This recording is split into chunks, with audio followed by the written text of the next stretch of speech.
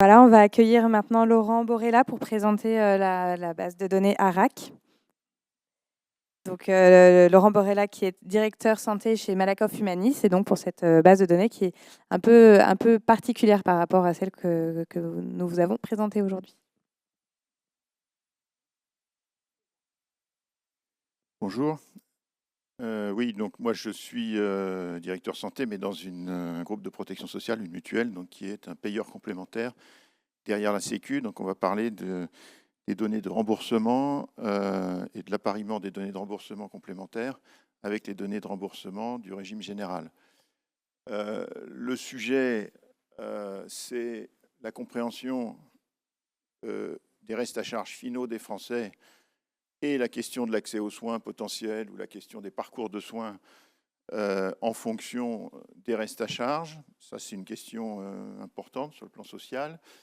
Il y a une question sur le plan économique. Qui finance les soins? Combien coûtent les soins? Et comment se répartissent la charge entre les financeurs, la sécurité sociale, assurance maladie obligatoire, la complémentaire santé et le patient final.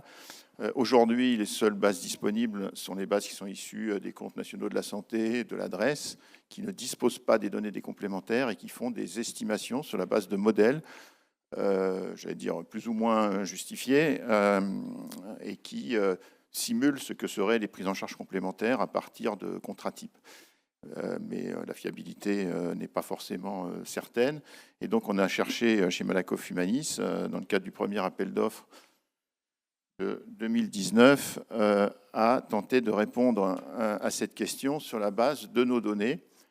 Donc, à travers un appariement d'un set de données qu'on souhaitait d'1 million de personnes au départ, mais le résultat, c'est qu'on a aujourd'hui 580, je ne sais pas si 11 000 ou 16 000, enfin pas tout à fait 600 000 assurés pour lequel le parcours de prise en charge sur 5 ans, 2019 et les années précédentes, a été apparié au niveau des NIR avec le SNDS, avec un taux d'appariement de 97,5%, donc là-dessus on est très bon. Bon, ça représente, je vous ai mis à peu près ce que ça représente en termes de volume financier. Le gros du boulot, je passe sur comment dirais-je, parcours administratif sympathique pour pouvoir faire ce travail, qui n'a pas été très simple.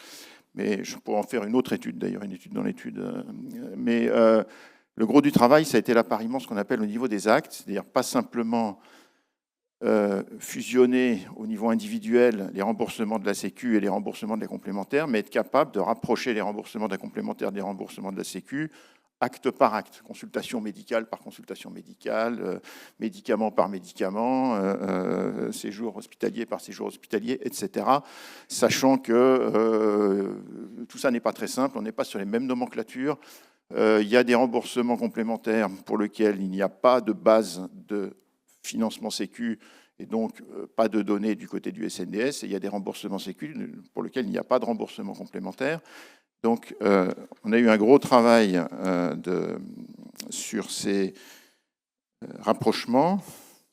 Travail compliqué par le fait qu'en tant que complémentaire santé, nous travaillons en aveugle puisque nous n'avons pas eu l'autorisation de consulter ces bases détaillées. Donc, on est obligé de passer par un tiers qui, lui, n'avait pas la compétence sur les modèles de données Sécu ni sur les modèles de données MH. Donc, ça n'a pas été très simple, mais on est arrivé au bout.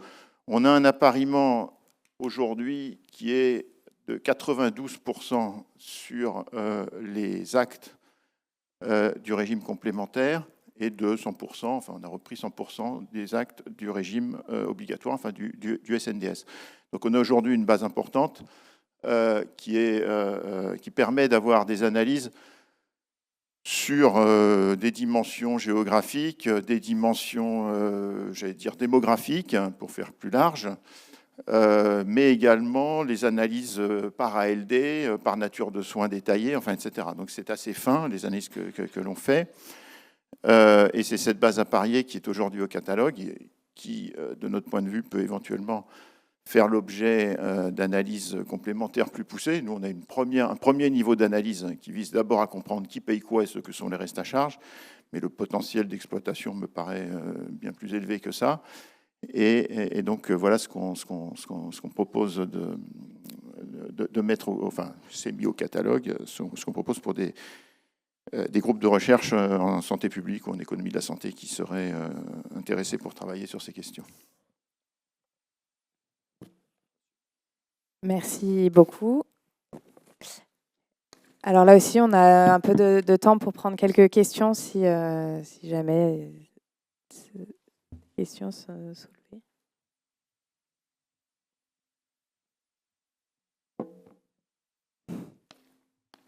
Bon, bah, c'était très clair. Merci beaucoup, Laurent Borella.